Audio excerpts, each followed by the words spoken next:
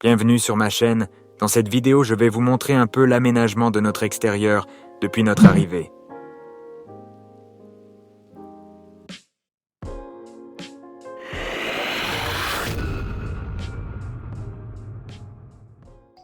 On a fait construire notre maison sur un terrain de près de 500 mètres carrés. Depuis qu'on est arrivé, en juillet 2023, on avance petit à petit les travaux sur le jardin. On commence par tout débroussailler et nettoyer. C'est pas du tout mon métier, mais je fais tous les travaux moi-même par fierté et afin d'économiser au maximum. Plus tard, je me suis rendu compte que le mieux c'était de louer une mini-pelle pour bien niveler le terrain, mais j'avais aucune expérience. Et c'était un vrai carnage. Mais après quelques heures d'utilisation, je me suis quand même pas mal débrouillé et j'ai réussi à faire quelque chose de correct. Après tout ça, on décide de commencer par la terrasse qui sera en granit. Donc on creuse d'environ 27 cm sur toute la surface. Ensuite, on met 15 cm de gravier et on tasse bien avec la plaque vibrante.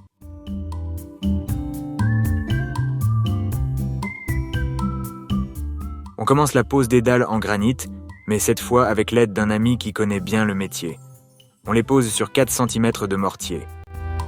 À la fin, il me restait quelques dalles, et je ne savais pas quoi en faire. J'ai donc pensé pourquoi pas faire une jardinière.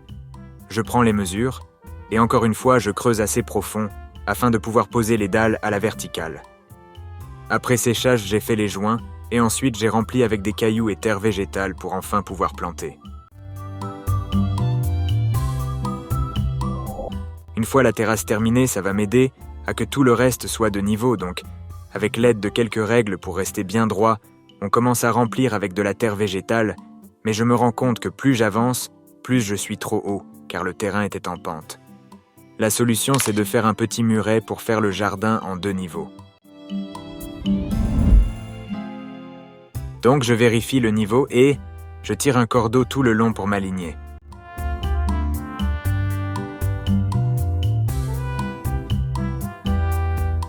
Je creuse tout à 25 cm de profondeur.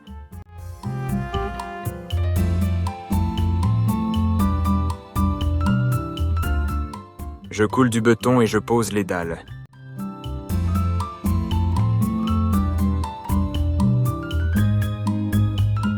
Je fais les joints soigneusement. C'est un travail assez long, mais avec un peu de patience, on y arrive.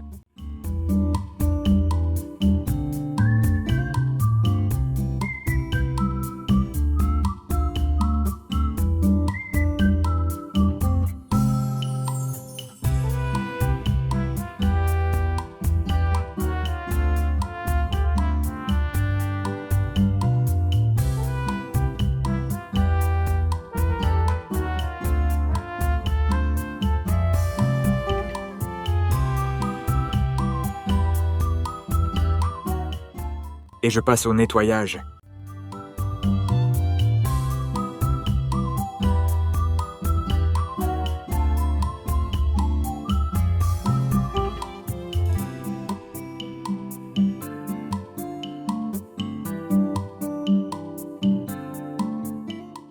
Maintenant que c'est propre, on peut passer au remplissage avec la terre végétale.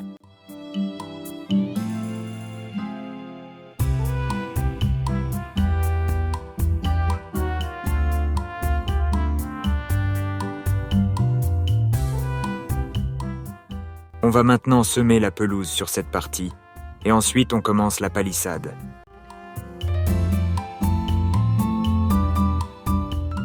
On avait prévu de faire la palissade en bois, mais finalement on l'a fait avec des tôles en acier inoxydables. Les panneaux font 1 mètre de large, donc au milieu, ils sont un peu souples.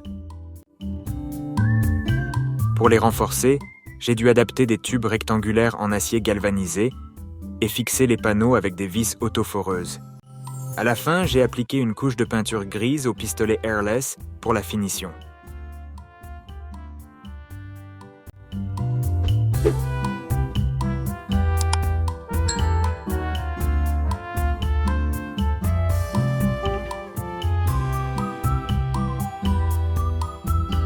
La pose de clôture et terrasse est une étape cruciale dans l'aménagement extérieur d'une propriété.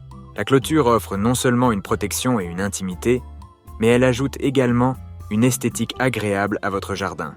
Pour commencer, vous devez choisir le type de clôture qui correspond à vos besoins et à votre style. Les options les plus courantes sont le bois, le métal et le PVC. Chaque matériau a ses avantages, alors assurez-vous de faire le bon choix. Une fois que vous avez choisi votre clôture, il est temps de passer à l'installation. Assurez-vous d'obtenir les permis nécessaires et de respecter les réglementations en matière de distance par rapport aux limites de propriété. Une étape importante est de marquer l'emplacement de chaque poteau avant de creuser les trous. Cela garantira une installation précise et solide. En ce qui concerne la terrasse, il est essentiel de préparer correctement le sol avant de commencer la pose. Assurez-vous que le sol est nivelé et approprié pour supporter le poids de la terrasse. Choisissez le matériau de terrasse qui convient à l'environnement et à votre style de vie. Le bois est populaire pour son look chaleureux, tandis que les matériaux composites sont durables et nécessitent peu d'entretien. Une fois que vous avez préparé le sol, vous pouvez commencer la pose de la terrasse. Assurez-vous de suivre les instructions du fabricant et d'utiliser les méthodes appropriées de fixation des lattes. N'oubliez pas de laisser un espace pour la dilatation de la terrasse. Une fois terminée, votre nouvelle terrasse sera un espace accueillant où vous pourrez vous détendre et profiter du plein air.